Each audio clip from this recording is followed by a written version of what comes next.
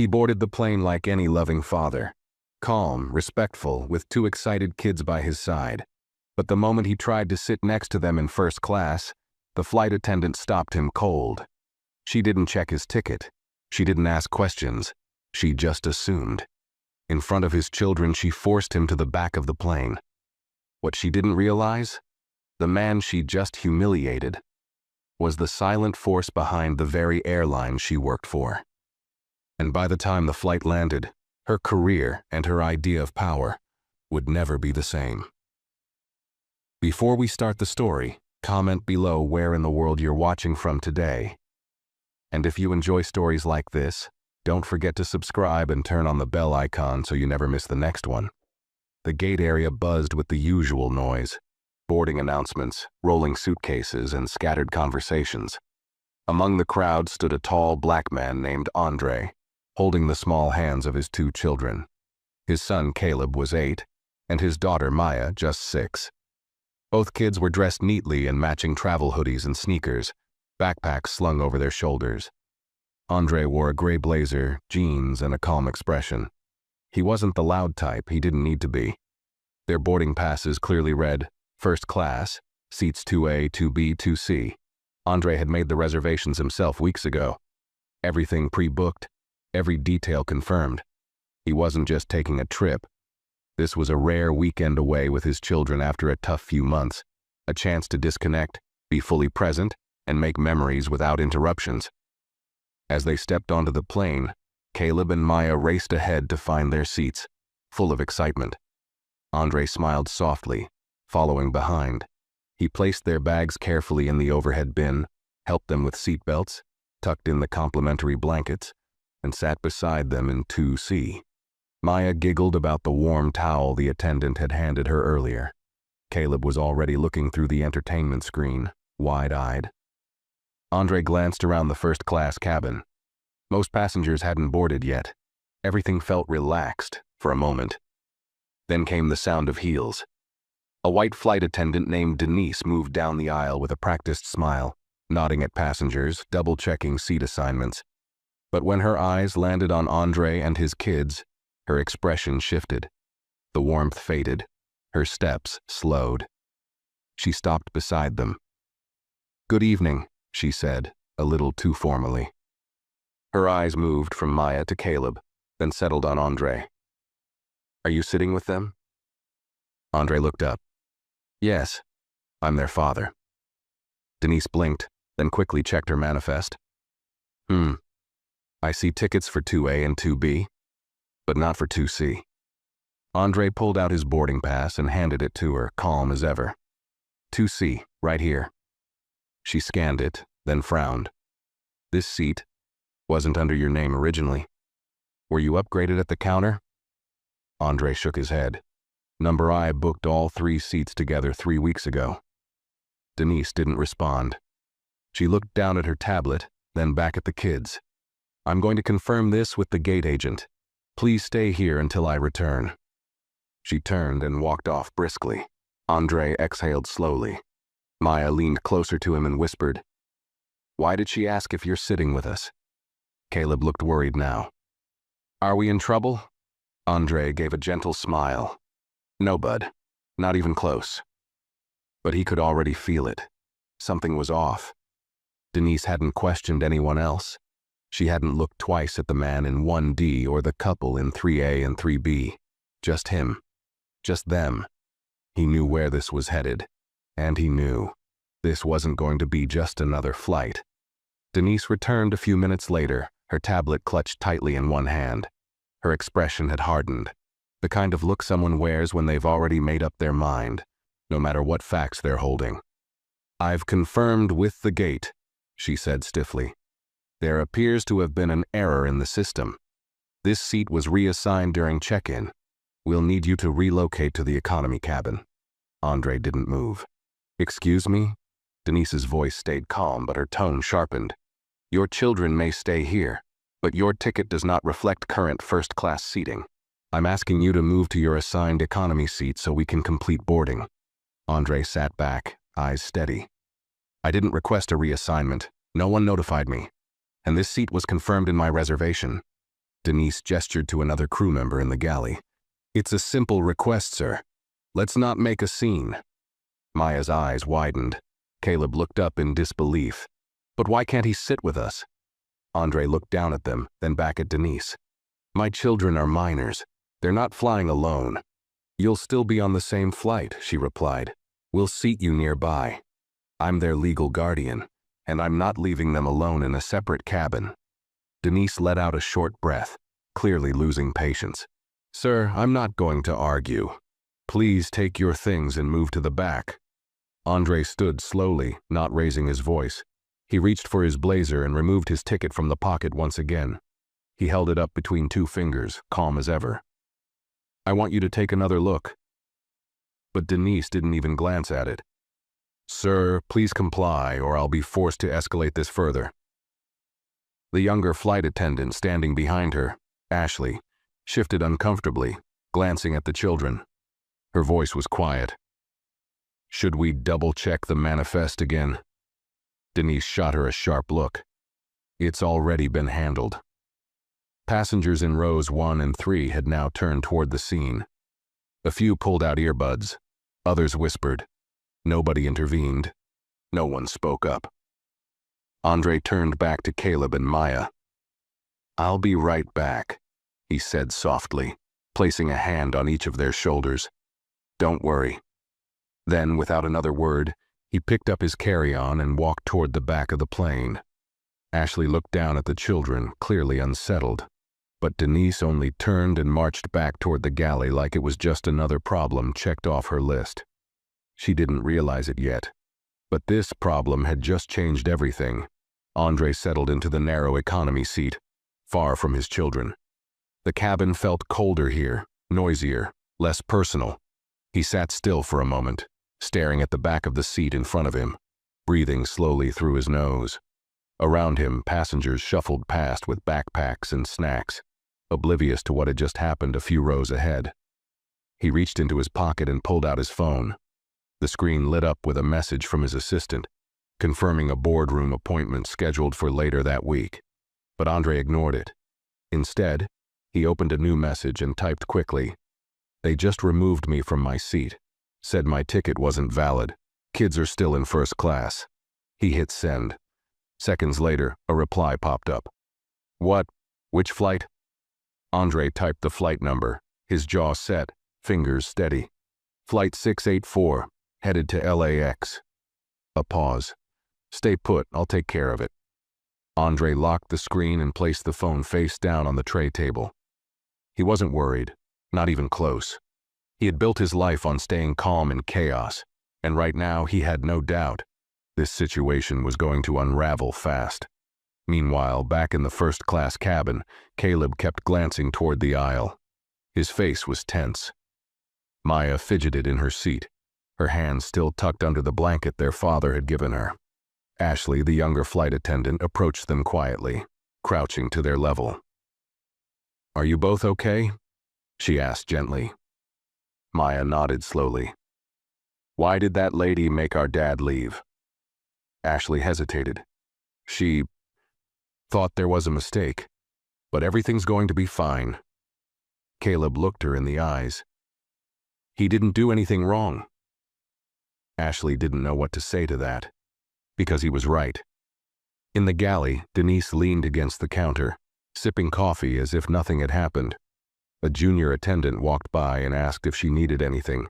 She waved him off. "Just handling another seating mix-up. Happens all the time." But it wasn't just another mix-up, not this time. And in the cockpit, the captain had just received a priority message from ground control. His co-pilot raised an eyebrow as the screen blinked twice. "Looks like we're getting a call. It's coming from the corporate operations line." The captain picked up the in-flight phone and waited as the connection clicked in. A calm, authoritative voice came through. "Captain, we've received a call from Mr. Andre Beckett, passenger in seat 2C. Yes, sir. That passenger is the primary shareholder and owner of this airline. He was just moved to economy." "Understood." The captain's face shifted. What had just seemed like a normal flight had suddenly turned into something much bigger. Denise didn't notice the shift happening just a few feet away. She was too busy organizing the drink carts, humming to herself as if she hadn't just humiliated a father in front of his children. To her, it was routine. Sometimes people tried to sneak upgrades. Sometimes the system glitched. She didn't dwell on it. But in the cockpit, the captain turned away from the in-flight phone, his expression tight. He looked at his co-pilot. "That man back there, the one she forced into economy," he said quietly. "He's the owner." The co-pilot blinked. "You're kidding." "Nope, and corporate wants it fixed immediately, before we even leave the runway." The captain flipped the intercom switch and spoke calmly into the speaker.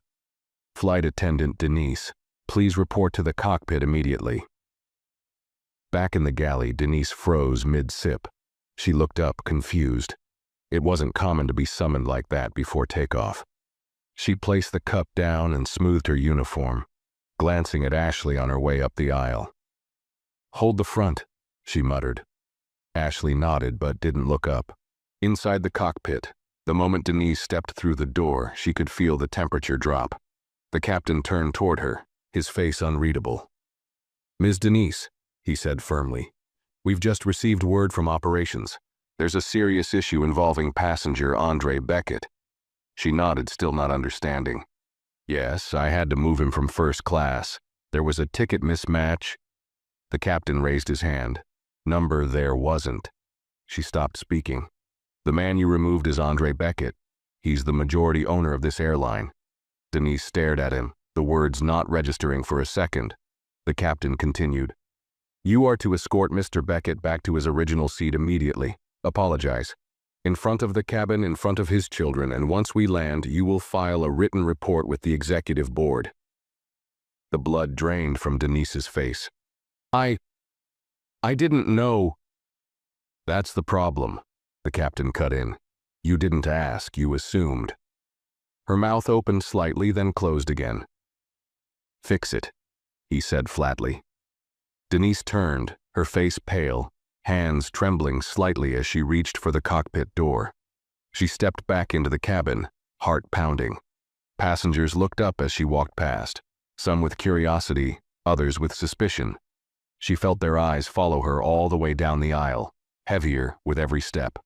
In the back of the plane, Andre sat calmly, flipping through the safety card, his phone resting quietly on his tray. He looked up when he saw her. Denise stopped beside him, forcing a polite smile. "Mr. Beckett, there's been a misunderstanding. I'd like to escort you back to your seat in first class." Andre didn't move right away. He looked at her for a long, silent second. Then, with a slow nod, he stood. The silence in the cabin as he followed her back to the front was louder than any words. As Andre stepped back into the first-class cabin, a hush fell over the seats. Conversations paused, earbuds came out, and phones tilted subtly to the side. Everyone saw what was happening, and more importantly, who it was happening to. Caleb's face lit up the moment he saw his father. "Dad!" he called out, already unbuckling his seatbelt. Andre gave him a small nod, steady and reassuring. Maya clutched her stuffed panda close, eyes wide as she watched her father return. She didn't say anything, but her grip on the toy relaxed slightly. Denise, walking just one step ahead of Andre, looked like someone walking toward their own sentencing. She stopped near the 3 seats and turned to face him, her posture stiff and robotic. The words caught in her throat. She wasn't used to this, not to apologizing, not like this. "I apologize," she said, forcing the sentence out, "for the inconvenience. There was an error on my part regarding your seating assignment." Andre didn't respond right away. He looked at her, calm, expression unreadable. But the silence said everything. Ashley stood to the side, watching, her eyes flicking between Denise and the children. She looked like she wanted to speak, but knew this wasn't her moment. Denise took a deep breath, her voice quieter this time. "It was a mistake. I'm sorry for how I handled the situation." Andre nodded once, then turned to his kids. "Scoot over," he said gently. Caleb slid toward the window, and Andre took his seat beside them once more. adjusting his tray, folding his coat neatly on his lap. Maya smiled up at him. "Can we watch the movie now?" "Yeah, sweetheart," he said. "Go ahead." Denise remained standing there, unsure if she should say something else. No one told her to leave. No one told her to stay. She looked around at the other passengers, most of them watching with a mixture of quiet judgment and guilt. Some quickly looked away when she made eye contact. Others didn't bother pretending. She stepped back slowly and made her way toward the galley. Her shoes didn't feel as loud before, but now each step echoed in her ears. As she passed Ashley, the younger attendant didn't hide her expression. Her eyes narrowed just slightly. Her voice was low but firm. "You didn't even check his name, did you?" Denise stopped. She glanced at her but didn't answer. Ashley shook her head. "You just looked at him and assumed." Denise's lips parted as if to reply, but nothing came out. She turned back toward the galley without another word. Back in seat 2C, Andre sat with his hands folded, watching the small screen in front of him without pressing play. He hadn't said much. He hadn't needed to, because the silence said more than an outburst ever could. He leaned back, glancing at his children. Caleb was already laughing at a cartoon. Maya had her headphones on, legs swinging slightly under the seat. They were fine, for now. But Andre knew something had shifted. And so did everyone else on that plane. The plane hadn't even taken off yet, but the atmosphere in first class had changed completely. What was once quiet and comfortable now buzzed with a silent tension. Passengers avoided each other's eyes. Some fidgeted with their seatbelts. Others stared hard at their screens, pretending not to think about what just unfolded in front of them. Andre sat still, arms crossed, eyes on the tray in front of him. He hadn't touched the welcome drink. His fingers drummed lightly against the armrest. His mind wasn't on the plane anymore. It was replaying the moment, Denise's voice, her assumptions, her refusal to listen. And the way she spoke in front of his children, like he was some kind of intruder in a place they didn't expect him to belong. The part that bothered him the most wasn't what she said. It was how confidently she said it. Maya was leaning against his shoulder now, relaxed, her stuffed panda wedged between them. Caleb had paused his movie and turned slightly, watching his father. "You okay, Dad?" he asked quietly. Andre looked down at him, softening for a moment. "Yeah, bud, I'm all right." "Was she mad at you?" "No," Andre said with a calm that didn't match the fire building inside him. "She was just wrong." Caleb nodded slowly, not fully understanding, but sensing there was more to it. He went back to his screen, but his expression had changed. Ashley approached carefully, holding a tray with drinks. Her voice was quiet, respectful. "Can I get you anything, Mr. Beckett? Something for the kids?" Andre looked up, then gave her a small nod. "Water for me.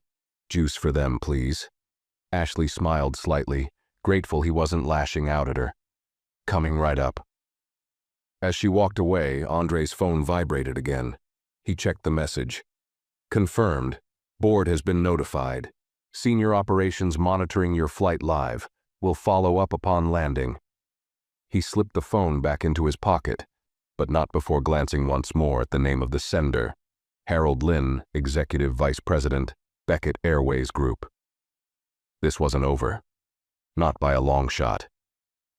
In the galley, Denise leaned against the metal counter, her hands gripping the edge so tightly her knuckles turned white. Her heart was still racing. Her ears still rang with the captain's voice. Her mind was spinning. She had served thousands of passengers in her 12 years with the airline. She dealt with rude ones, drunk ones, even threatening ones. She always believed she had good instincts. She prided herself on being strict, no-nonsense, professional. But she didn't feel professional now. She felt exposed. Ashley returned to the galley and reached into the cooler for the drinks. She didn't say anything at first, just moved efficiently, her eyes avoiding Denise. "Why didn't you scan the ticket?" she asked finally.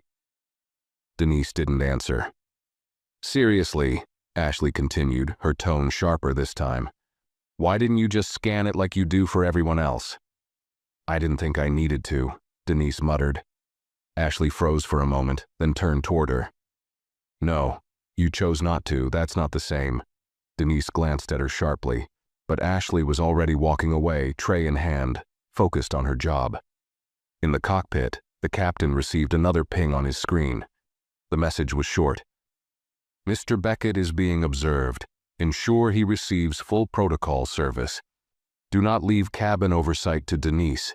Management decision pending. He leaned back in his seat, rubbing his chin. Well, he muttered to himself, looks like this flight just became a corporate problem. Back in first class, Ashley returned with the drinks, placing them carefully on the tray table. Thank you, Andre said softly. She nodded. If there's anything else, just let me know. He didn't respond right away. He looked at her for a second, then asked, How long have you worked for this airline? Almost 2 years, she replied. Andre gave her a small nod. You're doing fine. Ashley blinked, surprised by the compliment, then gave a quiet smile and stepped away. Maya tapped her dad's arm. Can we watch the movie now? Andre smiled at her, kissed the top of her head, and handed her the headphones. Yeah, baby girl, go ahead. The plane began to taxi onto the runway. The hum of the engines rose. The seatbelt sign dinged. And somewhere in the back of the cabin, Denise closed her eyes and took a deep breath, because she knew this flight had taken a direction she couldn't control anymore. And control was something she never expected to lose. The plane lifted off the runway with a smooth, steady climb, but inside the cabin, tension continued to swirl beneath the surface. Passengers leaned into their seats, some flipping through magazines, others closing their eyes and pretending to sleep. But even as the plane reached cruising altitude, the energy in first class hadn't settled. It was too quiet. The kind of quiet that isn't peaceful, just cautious. Andre sat still, his body relaxed but his mind alert. He had always been measured, always stayed calm when others lost control. That's how he built his business. That's how he earned respect. But as the clouds passed silently outside the window, a storm was building inside him. Not loud, not reckless, but slow, patient, and deliberate. He wasn't angry for himself. He'd faced people like Denise his entire life. People who smiled when you walked in, then questioned whether you belonged. But watching his kids witness that, watching Maya's face when the flight attendant made him get up, and Caleb's confusion when no one stood up to say it was wrong, that was what stayed with him. He leaned his head back and closed his eyes, trying to quiet the weight in his chest. It wasn't just about one seat. It never was. A soft voice broke through. Excuse me, Mr. Beckett. It was Ashley again. She knelt beside his seat with a note in hand. This was just handed to me from the cockpit, she said quietly. The captain thought you should see it. Andre took the folded paper. It was small, clean, airline stationery. Mr. Beckett, corporate operations is monitoring this flight. Upon arrival, our executive team will be waiting at the gate to speak with you directly. We apologize for what occurred and assure you it will be addressed. Captain Sanders. He folded the note slowly and slipped it into his pocket without a word. Ashley stood. Let me know if you need anything. Andre nodded. Thank you. As she walked away, Denise appeared at the far end of the aisle, pretending to check overhead bins. She hadn't looked in Andre's direction once since his return. She stuck to her side of the cabin like it was marked off in invisible tape. Every time a passenger asked for something, she passed it on to Ashley instead. Her voice had dropped. Her steps were slower. Her confidence, the kind she carried like a badge, was nowhere to be seen. In the back of the plane, the crew was whispering. The galley buzzed with quiet talk. A junior attendant named Mark leaned toward another and muttered, You hear about that guy in 2C? The other nodded. The owner. Can you believe she kicked him out? She's done, Mark said simply. Even in the economy cabin, word was spreading. A tech consultant in row 12 had already messaged his friend. You won't believe what just happened on my flight. The airline owner got kicked to the back, then called back up. Whole plane saw it. But Andre wasn't thinking about the fallout. He was watching his children. Maya had curled up in her seat, fast asleep against his side. Caleb was focused on a superhero movie but kept glancing at his dad now and then. Andre smiled at him softly. Caleb whispered, "She's gonna be in big trouble, right?" Andre hesitated, then nodded. "She might." Caleb tilted his head. "Are you gonna fire her?" Andre looked out the window for a moment. "I'm going to make sure she learns from it." "But she was mean," Caleb said, confused. "I know," Andre replied. "But sometimes, people don't even know they're being unfair. That's why we don't just punish. We teach. That's how things really change." Caleb nodded slowly, chewing on the words, trying to understand. Denise stood frozen near row 1, watching them. The way Andre talked to his kids, the quiet authority in his voice, the grace in his presence. She had made a mistake. But what was worse, she was just starting to understand how big that mistake really was. She thought her job gave her control, gave her the right to decide who belonged where. But now she knew she didn't even belong in control of the cabin she thought she ruled, and there were still hours left in the flight, hours for that truth to sink in. The hours in the sky passed slowly, but for some, like Denise, they dragged like a sentence. She spent most of the flight hiding behind busy work, checking tray tables that didn't need checking, wiping already spotless counters, pretending she had tasks that didn't exist. Anything to avoid the front row, anything to avoid eye contact with the man whose dignity she had tried to strip away in front of his own children. Every time she heard laughter from 2A or 2B, it cut deeper. Not because they mocked her, they didn't. That would have been easier. No, it was their peace that made it worse. Andre hadn't raised his voice, hadn't demanded anything, hadn't even spoken to her since she escorted him back. And yet, the silence was louder than any confrontation could have been. Meanwhile, Ashley continued her duties in first class with quiet efficiency. She brought snacks, topped off drinks, and checked on Andre's row more than anyone else. Not because he asked, he didn't, but because she felt it was the right thing to do. She had seen what happened, and unlike Denise, she couldn't unsee it. During one of her passes, Ashley paused at Andre's seat. Caleb had his headphones on again, and Maya was still sleeping, curled up in a blanket. Ashley leaned in slightly and spoke just loud enough for Andre to hear. "I know it's not my place, sir, but I just wanted to say I'm really sorry for what happened earlier." Andre looked up at her, surprised for a moment. Then he nodded. "You didn't do anything wrong." Ashley's eyes softened.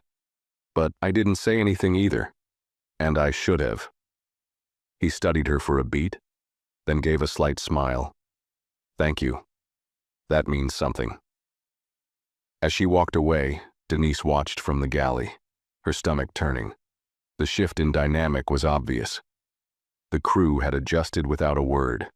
Ashley had quietly taken lead of the first-class cabin, and no one had questioned it, not even the captain. Denise had become a ghost on her own shift, present but no longer trusted. She knew that when they landed, there would be questions, reports, reviews. But it was more than that. It was the way no one looked at her the same. The way Ashley didn't even ask for guidance anymore. The way other crew members stopped making eye contact when she entered the galley. And then there was Andre. The way he sat with such composure. The way he kept his children close. He wasn't reacting. He was watching, recording, letting her unravel on her own. Denise had dealt with unruly passengers, entitled CEOs, rude travelers who thought their money gave them power. But this was different. Andre didn't act entitled. He acted certain. He carried himself like someone who didn't need to prove who he was, because who he was spoke for itself. That's what made it unbearable. At the front of the plane, the captain received another update on his in-flight terminal. A message from corporate. "Mr. Beckett's legal counsel has requested incident footage. First-class cabin footage flagged and archived. Confirm crew status upon landing. Ensure Ms. Denise Porter is made available for immediate debrief." The captain read the message, sighed through his nose, and looked over at his co-pilot. She's not walking off this plane like any other day.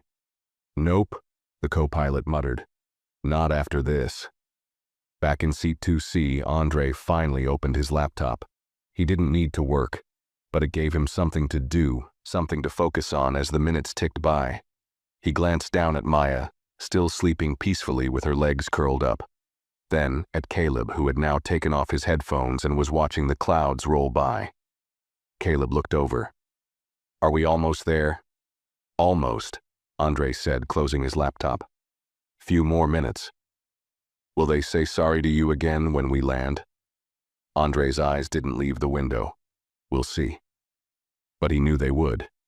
Not because he demanded it, but because now they had no choice. In the back of the plane, Denise finally sat down on a jump seat, her eyes fixed on the floor, her fingers fidgeting with the edge of her sleeve. She had once believed experience gave her authority, that her years in uniform allowed her to make calls based on instinct. But this wasn't instinct. It was something uglier, something she didn't want to name, but couldn't deny anymore, because now the entire plane had seen what she did. And when the wheels touched down, it wouldn't be buried. It would be waiting at the gate. The captain's voice broke through the cabin as the plane began its slow descent. Ladies and gentlemen, we've begun our approach. Please fasten your seatbelts and make sure your tray tables are in their upright positions. We'll be landing shortly. The usual rustling began, passengers adjusting themselves, stowing laptops, finishing drinks. But in first class, there was an edge to every movement. The energy was uneasy, like everyone knew something important was coming, but no one dared to acknowledge it. Andre fastened his belt, gently nudging Caleb, who had started to drift off. Maya remained curled against him, undisturbed. He looked out the window again. The city lights had come into view, tiny glittering dots far below. He could see the runway lights blinking ahead. And for the first time since the confrontation, he allowed himself a breath of satisfaction. He hadn't spoken a word to Denise since being brought back. He hadn't written a complaint. He hadn't called anyone during the flight. He didn't need to. His silence had done more than yelling ever could. And now, the rest was already in motion. In the galley, Denise sat frozen. The seatbelt across her lap barely buckled. Her hands were clenched tightly in her lap. Her eyes flicked upward every few seconds, waiting for the final ding that would tell her this flight, this nightmare, was about to be over. But it wouldn't be over. Not when the aircraft doors opened. That's when the real consequences would begin. Ashley stood at the front of the first-class cabin, doing the final walkthrough. She adjusted pillows, made sure blankets were folded, and gave each passenger a polite smile. When she reached Andre, she paused. "If you need assistance at the gate," she said gently, "let me know. I'll walk you through personally." Andre shook his head with a small smile. "I think I've got it covered." Ashley smiled back, understanding the meaning layered beneath the calm response. Then she moved on to the next row. Back in the cockpit, the captain's dashboard lit up with one final incoming message from corporate. Security has arrived. Gate team and executive staff in position. Ms. Denise Porter to be detained for immediate incident review. The captain clicked off the alert, looked toward the aisle, and exhaled. "That's it," he muttered. The wheels touched down with a soft thud. The cabin jolted slightly, and the plane slowed as it taxied toward the gate. Passengers around Andre stirred, reaching for their bags, stretching, whispering. But no one near him said a word. They all knew who he was now. They had seen what happened. And their silence. It wasn't ignorance anymore, it was guilt.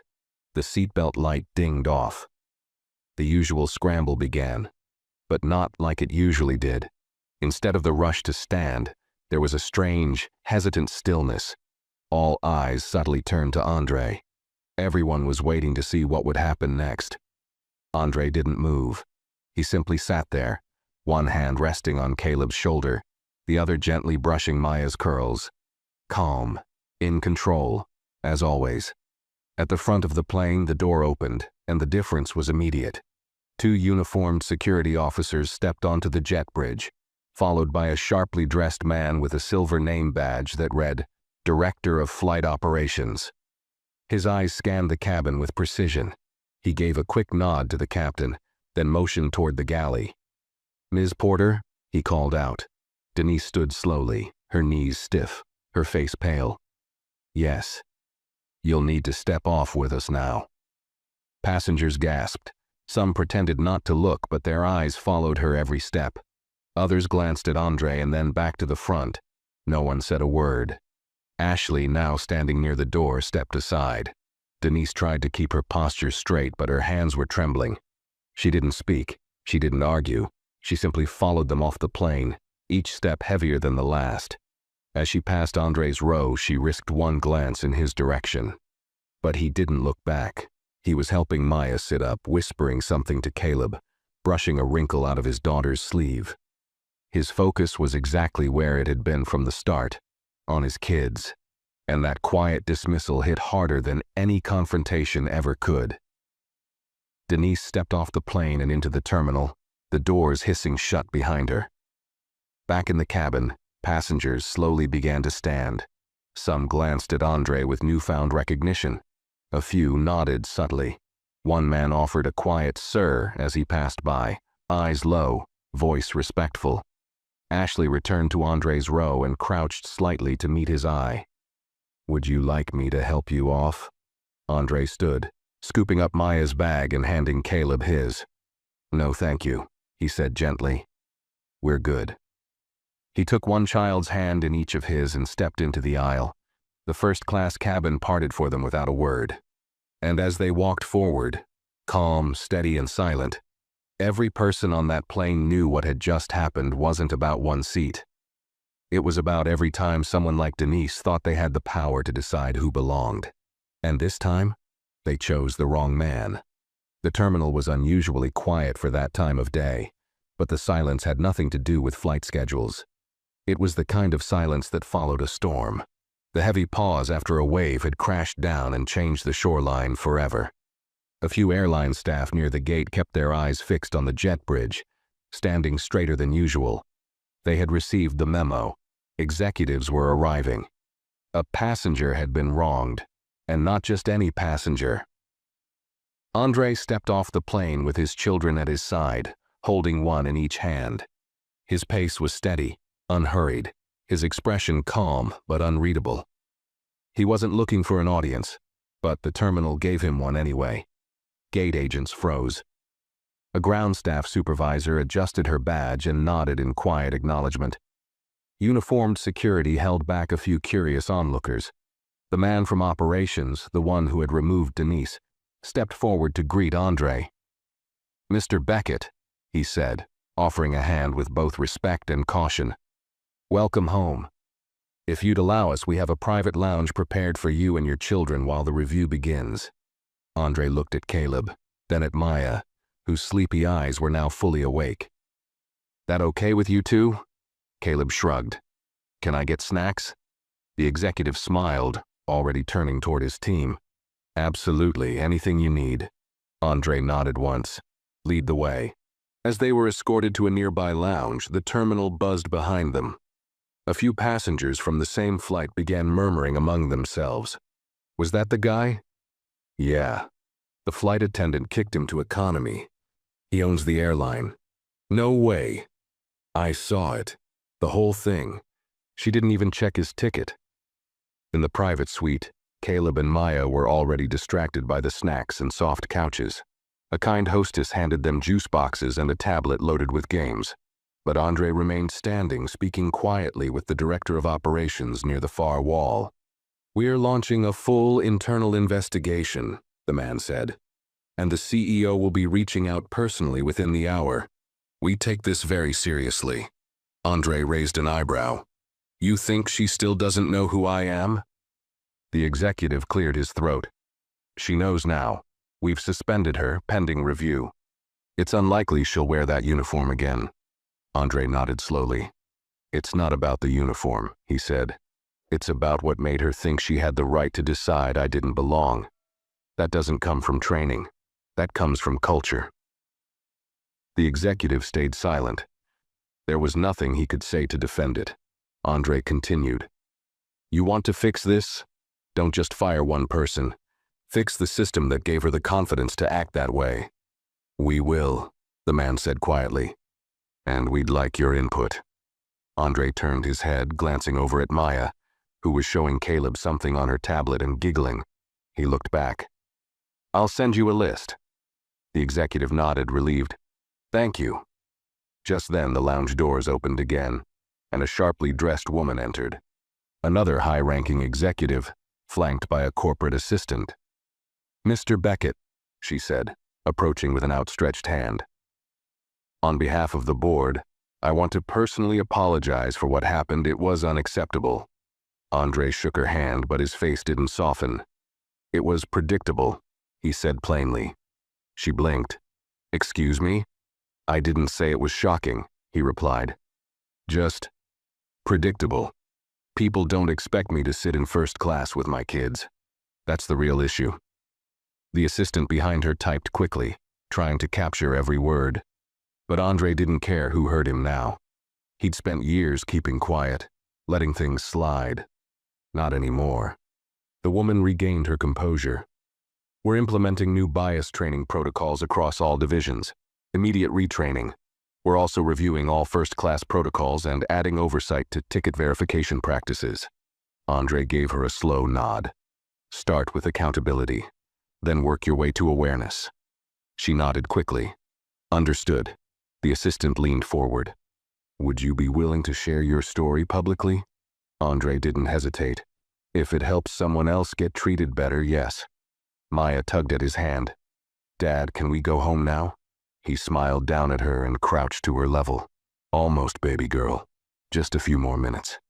She nodded, then ran back to the couch where Caleb was now building something with digital blocks on the tablet. Andre stood back up. I don't need more apologies, he said to the executives. I need better standards. Do that, and I won't have to fly with my guard up. The woman nodded again, more slowly this time. We hear you. Andre looked at her one last time. Good, because if you didn't, this wouldn't be a private conversation. Then he turned and walked back to his children, because they were why he was here. Not to be right, not to prove a point, but to make sure that the next time someone saw a black father flying first class with his kids, they wouldn't question it. They'd just see a family, nothing more, nothing less. And this time, the system would remember. Far from the polished glass of the executive lounge, in a back office tucked away behind a restricted corridor, Denise sat alone, shoulders tight, eyes fixed on the corner of the room where the wall met the floor. Her uniform, once a symbol of confidence, felt like it no longer belonged to her. Her badge was gone, turned in, her crew ID deactivated. She had been walked off the gate not with handcuffs, not with shouting, but with silence. And somehow, that silence felt worse. The room was small. A frosted window gave a view of nothing but a hallway.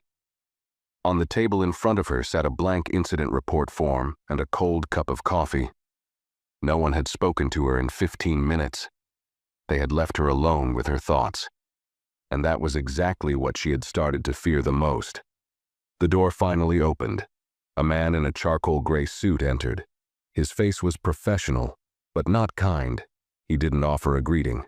He set a folder on the table and sat across from her. Ms. Porter, he began without preamble. Before we proceed, I want you to understand that this is a formal investigation. Your statements here will determine whether disciplinary action will escalate beyond suspension.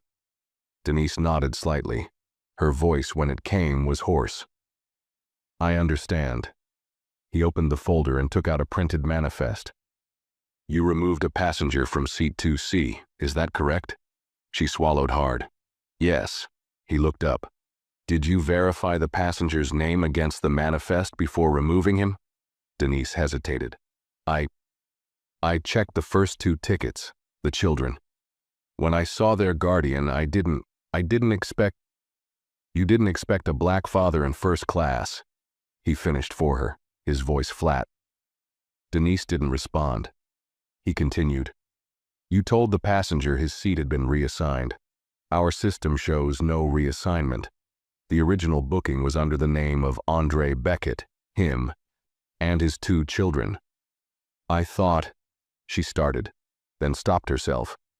I didn't recognize the name. You didn't need to recognize the name, he replied. You needed to read it. She looked down at her hands. Her nails were chewed, skin around them red and raw from fidgeting. He leaned back. Do you know how many employees report to Mr. Beckett's division of the airline? Denise shook her head. Over 6,000, he said. He built this airline. He didn't inherit it, didn't marry into it, didn't buy it through connections.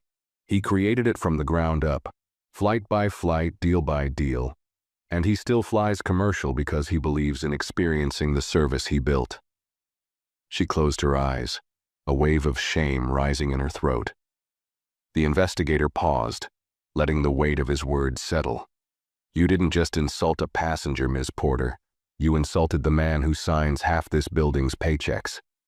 She wanted to explain, wanted to say she was tired, that it had been a long week, that she had seen too many people try to sneak into first class, that she didn't mean anything by it, but she knew none of that would matter, because the truth was uglier. She hadn't looked at the ticket. Not really. She had seen a black man sitting next to two black children in first class and assumed something didn't fit. And so she made it fit, by removing him. The investigator gathered the documents and stood. You'll be contacted by the Disciplinary Review Board within 48 hours. Until then, you are on unpaid suspension. You are not to report to duty, enter any employee area, or speak publicly on this incident. She nodded slowly, numb. Am I fired? He paused at the door. That's not for me to decide, he said, but I wouldn't get your hopes up. Then he left. Denise remained seated, unmoving, in that cold little room. And for the first time in her entire career, she felt exactly what she had made Andre feel in front of the entire cabin. Small, exposed, and out of place. Meanwhile, back in the executive lounge, Andre sat with his kids, watching them laugh over a silly video Maya found. Caleb had somehow convinced one of the staff to bring cookies, and now crumbs were scattered across the coffee table. For a moment it felt normal, as if nothing had happened just hours before. But Andre knew better. This wasn't just a story they'd forget. It was something Maya might remember the next time she boarded a plane and looked around, wondering why people stared. It was something Caleb might think about when he saw someone in uniform and wondered if that person would speak to his father with respect or suspicion. Andre checked his phone.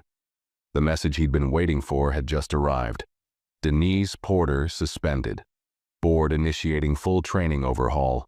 Would you be open to helping us design it? He read the message twice, then he replied, yes. But only if it's real. No checkbox training. No PR fix. If you want my help, it has to change something. The reply came almost immediately. Understood. Let's make it real. Andre slid his phone back into his pocket. He wasn't looking for revenge. He never was. But he was done accepting apologies with no action behind them. If this changed even one mind, if it prevented another father from being made to feel less in front of his children, then it was worth it. Maya tugged on his arm again. Can we go home now, Daddy? He smiled and stood. Yeah, baby girl. Let's go. As they walked out of the lounge, Andre didn't look back, and this time no one questioned where he belonged. Because now, they knew. Outside the airport, the late evening air was cool and clear. City lights blinked in the distance, and the low hum of traffic created a quiet rhythm beneath the noise in Andre's mind. He stepped into the back seat of a waiting car, holding the door for Caleb and Maya as they climbed in beside him. The driver nodded respectfully and pulled away from the curb without a word. The ride was quiet at first. Caleb leaned against the window, watching streetlights flicker by. Maya sat with her head on Andre's arm, hugging her panda tightly. Andre stared straight ahead, hands folded in his lap, eyes heavy. Not from exhaustion, but from reflection. He had spent the past few hours answering questions, talking to executives and hearing words like accountability, policy review, and training reform. They had offered him everything: statements, follow-ups, apologies from the top. They even asked if he'd be willing to give a speech at the next employee conference. He had smiled politely and said they could put it in writing. But now that he was away from all the cameras, the lights, and the suited apologies, what stayed with him wasn't corporate damage control. It was his kids. Maya lifted her head. "Daddy?" "Yeah, baby?" "Is that lady gonna be mean to other people too?" Andre paused before answering. "I don't think she'll get the chance to do that again." Maya thought about that, then nodded. "Good." Caleb turned away from the window. "Why didn't you yell at her, though, if she was wrong?" Andre met his son's eyes in the rearview mirror. "Because yelling doesn't change someone's heart, son. But showing them they were wrong, without lowering yourself, that's what sticks." Caleb looked down, quiet. Andre added, "If I had yelled, she would have said I was angry. If I made a scene, she would have used it to say I didn't belong. But when I stayed calm, she had nothing. And everyone saw that." Caleb nodded slowly, absorbing the lesson. They rode in silence for a few more minutes before Maya whispered, "I'm glad you sat with us again." Andre smiled and pulled her close. "Me too." Elsewhere in the city, Denise sat alone in her apartment, staring at a darkened screen. Her phone buzzed once, an unknown number, and she didn't answer. It buzzed again. A notification from a private airline employee forum. Her name was trending. She clicked the thread out of instinct and immediately wished she hadn't. Screenshots of the incident. Passenger quotes. Someone had filmed her confrontation with Andre. The video had already gone viral. "Flight attendant confronts airline owner" was being shared across platforms. The comments stung. She really thought she could tell the CEO where to sit. By the end of the week, the ripple effects of the flight had reached farther than anyone expected. It started with a press release, short, direct, but unmistakably firm. The airline publicly acknowledged the incident involving an executive-level passenger wrongfully removed from his assigned seat and announced a zero-tolerance review of discriminatory behavior. But it wasn't the statement that captured attention. It was what came next. Andre Beckett took the mic at the company's emergency leadership town hall. He hadn't planned to speak. He didn't want cameras or applause.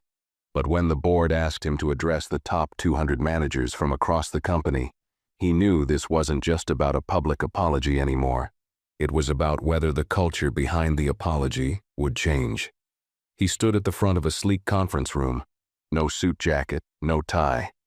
Just a button-down shirt, sleeves rolled to his forearms. The room was full of executives, HR leaders, and training officers.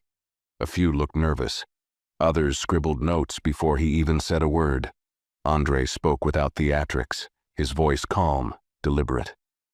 "I want to make something clear from the start," he began. "This isn't about punishing one flight attendant.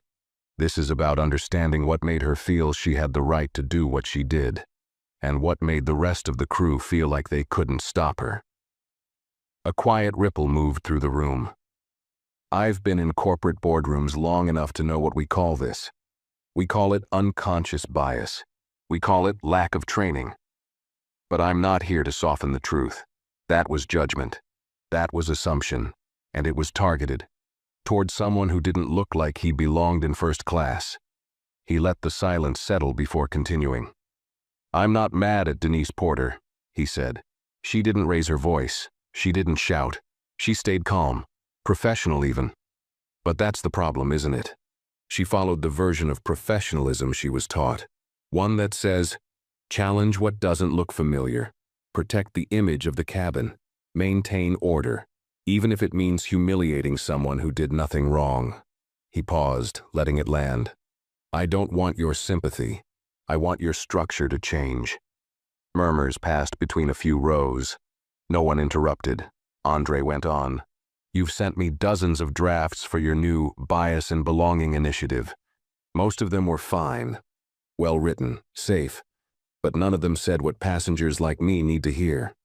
He reached for the printed proposal on the podium and held it up. "This one, though. This version didn't just talk about correcting behavior. It talked about building awareness. About retraining instinct. About empowering crew members like Ashley. who saw what was happening and didn't feel like she had the authority to speak up. He set the paper down. That's the version I'm backing. Heads began to nod around the room.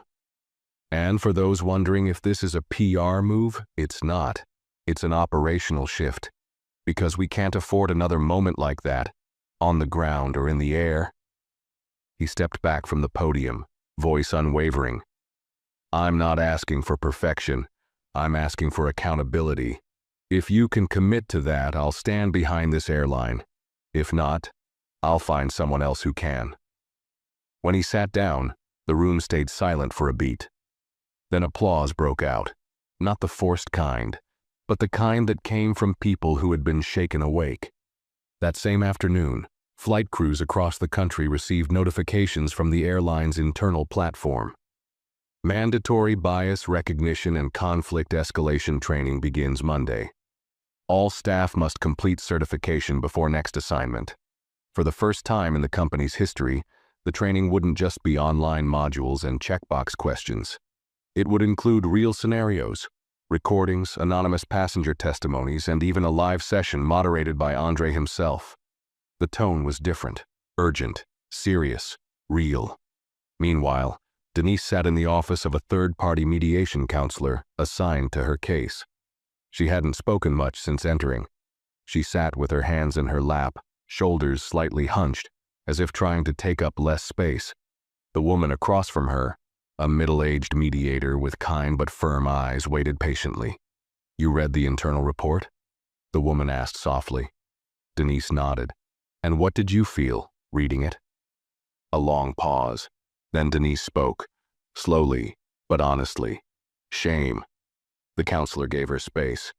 I didn't just embarrass him, Denise continued, eyes beginning to water. I taught his kids something about the world they didn't deserve to learn. And I did it with a smile on my face, like I was doing my job. The room was quiet. I watched the video over and over, she said. He was calm, respectful. He even tried to show me his ticket, and I didn't look. I looked at him instead, and I decided he didn't belong there. She looked up, blinking back tears. I've been flying for 12 years. I thought I was fair. Strict maybe, but fair. But now I see it. I wasn't being fair. I was being familiar. And anything that didn't look familiar I treated like a threat. The counselor nodded. That's a start. Denise let out a shaky breath. I don't expect to get my job back, but I don't want to walk away pretending I didn't do something wrong. Then don't, the counselor said. Learn from it, own it, and change. Denise nodded again, slowly this time. I want to apologize to him, she whispered. You already did, the counselor reminded her. No, Denise said. That was a formality. I want to apologize as a person, not as a flight attendant. Back at home, Andre sat at his kitchen counter, watching his kids chase each other across the living room floor. The air was filled with giggles, toys clattering, and the low hum of the evening news playing in the background. His phone buzzed. It was an email. From Denise Porter. Subject, request to apologize. Mr. Beckett, you don't owe me your time, but I wanted to say something that wasn't rehearsed, wasn't for the airline, and wasn't for a report. What I did on that flight wasn't a mistake. It was a choice. And that choice came from assumptions I've never been forced to examine. Until now. You didn't humiliate me. I did that to myself. You showed restraint, dignity, and control in a situation where I gave you every reason not to. I didn't just misjudge your ticket. I misjudged your humanity. I don't expect forgiveness. But I want you to know that you changed something in me. Not through anger, but through example. And for that, I'm truly sorry. Denise Andre read the email in silence. He didn't smile. He didn't frown. He just stared at the screen for a while, letting the words settle. Then he typed, I accept your apology, and I hope you never stop examining. A. Beckett. He hit send. Then he stood, walked into the living room, and scooped up Maya, spinning her until she squealed with laughter. Because in the end, the best revenge wasn't punishment. It was raising children in a world that learned to treat their father with the respect he had earned. And this was only the beginning. 2 months had passed since the flight. What had started as a quiet, personal humiliation had grown into something much larger, an inflection point for the airline industry and a cultural shift within Beckett Air. But for Andre, it was never about press, trending headlines, or viral think pieces. It was about something deeper, quieter, something he could see now in the way his children looked at him. Not just with love, but with understanding. They had seen something many kids their age never had to witness. Their father questioned, sidelined, and pushed aside without cause. And they had also seen how he chose to respond, with composure, with clarity, and now, with purpose. Inside Beckett Air's newly rebranded Equity and Culture office, a team of 10 sat around a long glass table reviewing the final rollout of the initiative now called Cabin Culture, belonging at 30,000 feet. It was the result of weeks of round-the-clock work, policy rewrites, scenario-based training, real passenger interviews, and a complete overhaul of the flight attendant code of conduct. At the head of the table sat Andre, not in CEO mode, but in mentor mode. His sleeves rolled up, coffee half drunk beside a stack of printed feedback from the trial modules. Across from him sat Ashley, who had been invited to join the team not as a token gesture, but because of how she had handled herself. Quiet courage in a moment that mattered. "We've got buy-in from 97% of current staff," one of the directors reported. "Even legacy crew members, the ones we thought would resist." Andre nodded. "And the passengers?" "We've introduced a short version of the values video during boarding," the director said. "Positive responses have tripled, fewer confrontations, more empathy." Ashley smiled. "A few attendants even said it helped them rethink how they welcome people, not just how they manage them." Andre turned to her. "That's what matters most." She tilted her head. "Do you ever regret not going public with your name when this first happened?" Andre thought for a moment. The story wasn't about me. It was about the system." Ashley hesitated, then asked, "Do you think she meant it?" "The apology?" Andre looked down at his notes. "I think she meant it in that moment. Whether she still means it today, I don't know. But it's not my job to keep measuring her growth. That's hers now." Ashley nodded, her respect for him deepening. Just then, Andre's assistant entered the room and handed him a sealed envelope. "This came from HR," she said. "You're mentioned in the case summary." He opened it and read the top line. "Final determination. Ms. Denise Porter. Resignation accepted in lieu of termination." Attached was a handwritten letter, the last he would ever receive from her. "Mr. Beckett, I wanted you to know I've stepped down from my role, not because I was told to, but because I realized I had outgrown the person I thought I was. You gave me something I didn't know I needed, a mirror. I've enrolled in a program on racial dynamics in workplace structures. I'm working with a nonprofit that helps train customer service professionals on implicit bias. I'm not doing this to win back a title. I'm doing this because when your children looked at you that day, I saw something I didn't recognize in myself. Integrity. I'm trying to build that now. Thank you." Denise Andre stared at the letter for a long time. Then he folded it gently and placed it into the drawer beside him. He didn't need to frame it, didn't need to make it a symbol. Its value was in its intention, and that was enough. That evening, he arrived home just before sunset. Maya and Caleb were in the backyard, feet covered in grass, giggling as they chased the family dog. He watched them through the kitchen window for a moment, letting the quiet fill him. When he stepped outside, they ran to him instantly. "Dad." Maya made a fort. "It's terrible," she giggled. "It's not," he laughed, kneeling to join them. "It's brilliant." As they climbed into the poorly balanced tent of bed sheets and sticks, Maya asked, "Did you fix the airplane thing?" Andre smiled. "I think I helped." Caleb leaned forward. "Is she still working there?" Andre shook his head. But she's trying to learn from what happened." Maya asked. Did she say sorry again? Andre nodded. She did, and I think this time it came from the right place. The kids nodded, satisfied, then went back to stacking pillows. Andre leaned back on the grass, staring at the evening sky. He had spent his life earning his seat at every table, proving he belonged in every room. But now, he was building something new, not just for himself. For every parent who didn't want to explain to their child why someone looked at them like that. And the change wasn't in a press release. It was in the tone of voices, the pause before judgment, the quiet space between assumption and action. And in that space, finally, there was room to breathe, room to belong, room to grow. And for Andre Beckett, that was the legacy that mattered. 6 months later, the airport looked different, but not in the way most people noticed. The terminal still buzzed with travelers and intercom chimes. Children still clutched boarding passes with sticky fingers. Couples still kissed goodbye at security. And business travelers still rushed from one gate to the next. But underneath the surface, something fundamental had shifted.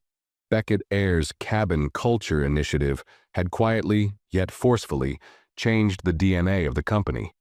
Not with loud commercials or press stunts, but through deliberate structural change. It wasn't just about training videos or HR slogans. It was in the details. The way crew members were taught to scan eyes before they scanned assumptions. The way uniforms now came with a code of empathy stitched into the very stitching of service. It showed in every greeting, every apology that didn't sound robotic, every time someone took a second look at a ticket and thought, "Let me ask, not assume." Andre Beckett stood once again in Terminal C, this time not as a passenger or a silent observer, but as a father seeing his children off. Caleb and Maya, now a little taller, a little louder, were about to take their first flight without him, to visit their grandmother for the weekend. He had planned every detail, checked the tickets himself, handpicked the staff, not because he didn't trust the system, but because he finally did, and still knew the weight of history. They hugged him at the gate, giggling and whispering secrets about what snacks they hoped for. He held them close, tighter than usual, because he knew what the world outside could be, and what it had been.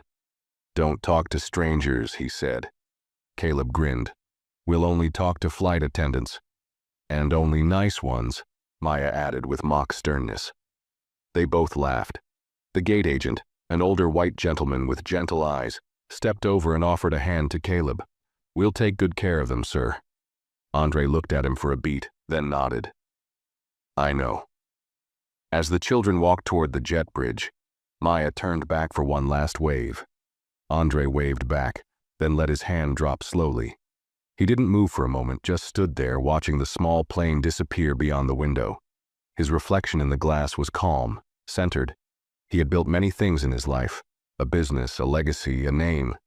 But what he was building now, it went deeper. It was a future. Behind him, a young black father was checking in with his wife and their toddler.